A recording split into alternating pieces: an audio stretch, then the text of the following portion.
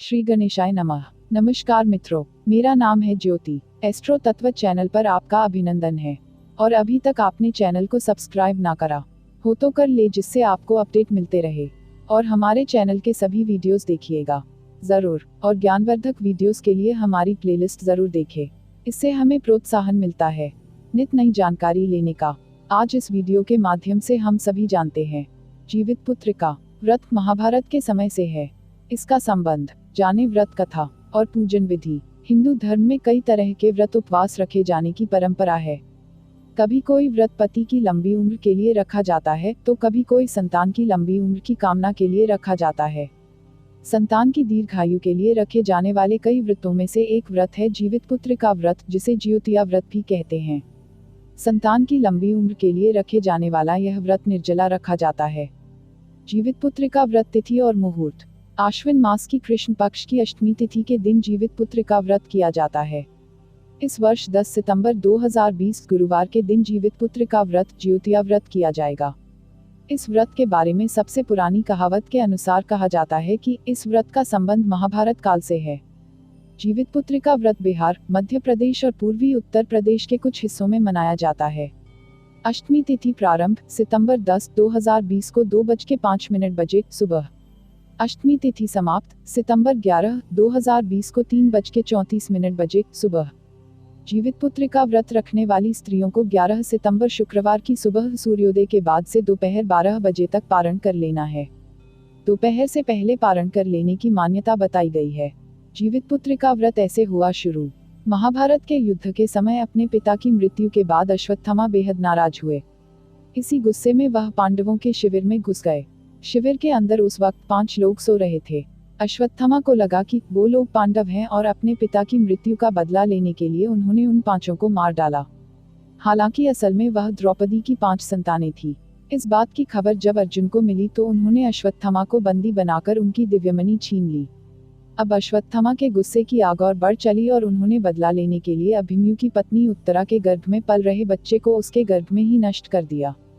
लेकिन भगवान कृष्ण ने अपने सभी पुण्य का फल उत्तरा की उस अजन्मी संतान को देकर उसे फिर से जीवित कर दिया। मरकर पुनः जीवित होने की वजह से उस बच्चे का नाम जीवित पुत्र का रखा गया। उसी समय से बच्चों की लंबी उम्र के लिए और मंगल कामना करते हुए जितिया का व्रत रखे जाने की परंपरा की शुरुआत हुई। जीवित पुत्र का व्रत पूजन विधि। जितिया व्रत के पहले दिन महिलाएं सुबह सूर्योदय से पहले उठकर स्नान करें। उसके बाद पूजा करें। इसके बाद महिलाएं भोजन ग्रहण करती हैं और उसके बाद पूरे दिन तक वो कुछ भी नहीं खाती। दूसरे दिन सुबह स्नान के बाद महिलाएं पहले पूजा पाठ करती हैं और फिर पूरा दिन निर्जला व्रत रखती हैं। इस व्रत का पारण छठ व्रत की तरह तीसरे दिन किया जाता है। पारण से पहले महिलाएं सूर्य को अर्घ्य देती हैं, जिसके बाद ही वह कुछ खाना खा सकती हैं। इस व्रत त्योहार के तीसरे दिन झोर भात, मरुआ की रोटी और नोनी का साग खाया जाता है। अष्टमी के दिन प्रदोष काल में महिलाएं जीमूत वाहन की पूजा करती है।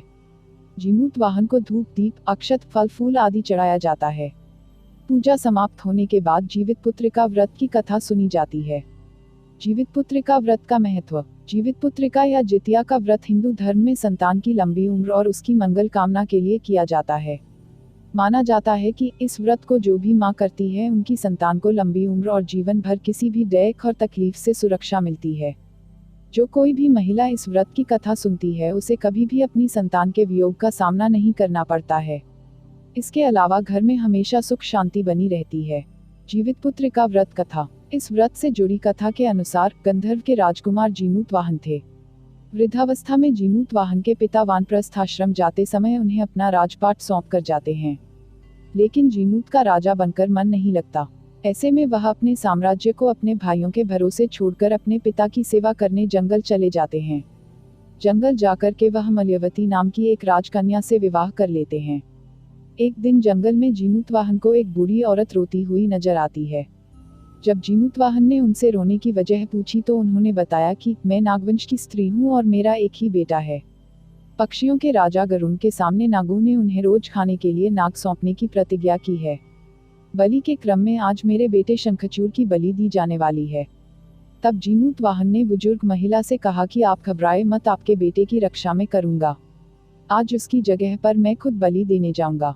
वृद्ध महिला से ऐसा वादा करके जीमूतवाहन ने शंखचूड़ से लाल कपड़ा लिया और उसे लपेटकर गरुड़ को बलि देने के लिए शिला पर लेट गए। इसके बाद गरुड़ आए और लाल ढके कपड़े में जीमूतवाहन को दबाकर पहाड़ की ऊंचाई पर लेकर चले गए। चोंच में दबे जीव को रोता देखकर गरुड़ बेहद हैरान परेशान हुए। तब उन्होंने जीमूतवाहन से पूछा कि आप कौन हैं। तब जीमूतवाहन ने उनको सारी बात कह सुनाई। गरुड़ जीमूत की बहादुरी और हिम्मत से बेहद प्रभावित हुए और तब उन्हें जीवनदान देकर आगे से नागों की बलि न लेने का भी वरदान दिया। इसी समय से बेटे की रक्षा के लिए जीमूतवाहन की पूजा की शुरुआत हुई। मित्रों, आपने इस चैनल को और भी ज़्यादा शेयर करें, जिससे औरों को भी जानकारी हो और हमें भी प्रोत्साहन मिले। तो मित्रों, हमारे चैनल एस्ट्रो तत्व में दी गई ये जानकारी आपको कैसी लगी, हमें कमेंट कर बताएं। चैनल को लाइक, शेयर और सब्सक्राइब करें और हाँ, घंटी वाले आइकॉन को भी दबाएं। और चलते चलते खुश रहें, मस्त रहें, आबाद रहें, स्वस्थ रहें। धन्यवाद मित्रों।